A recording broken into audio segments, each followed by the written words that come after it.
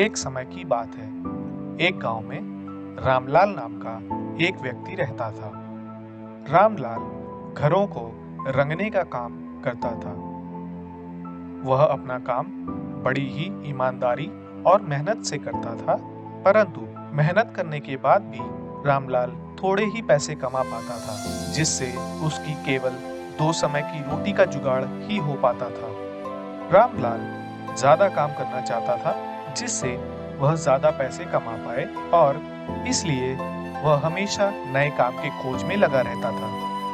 एक दिन गांव के जमींदार ने रामलाल को बुलाया।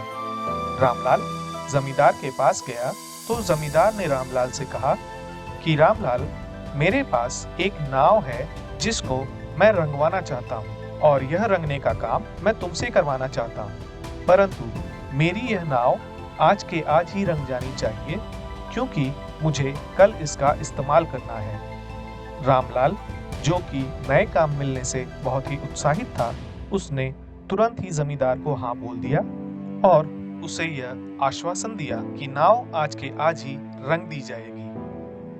दोनों व्यक्तियों में आपस में बातचीत के बाद यह निश्चय लिया गया कि रामलाल को नाव रंगने के बदले में 1500 रुपए दिए जाएंगे। इसके बाद जमींदार ने रामलाल को नदी के किनारे खड़ी अपनी नाव दिखा दी। रामलाल तुरंत ही अपने घर से रंग ले आया और बड़ी ही सफाई के साथ उस नाव पर रंग लगाना रामलाल ने शुरू कर दिया।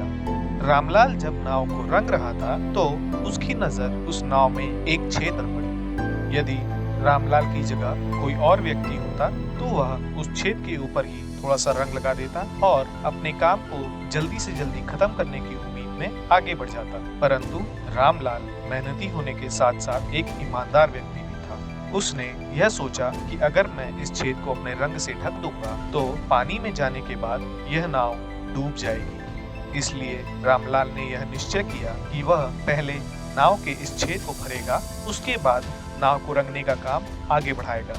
रामलाल ने थोड़े ही समय बाद नाव के छेद को भी भर दिया और नाव को एक सुंदर रंग में रंग दिया।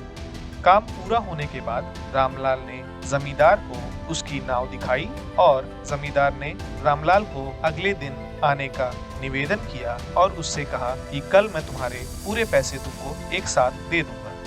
यह सुनकर रामलाल अपने घर चला गया और बहुत ही थके होने की वजह से वह तुरंत सो गया। अगले दिन सुबह सुबह जमींदार को बिना बताए जमींदार के बीवी और बच्चे उस नाव पर बैठकर गांव को घूमने के लिए निकल गए। दोपहर में जमींदार जब अपने घर लौटा तो उसने घर में बाकी सदस्यों को ना पाते हुए पूछताछ करना शुरू कर दिया। लोगों ने बताया कि उन्होंने जमींदार के बीवी और बच्चों को नाव में बैठकर गांव को घूमने जाते हुए देखा है।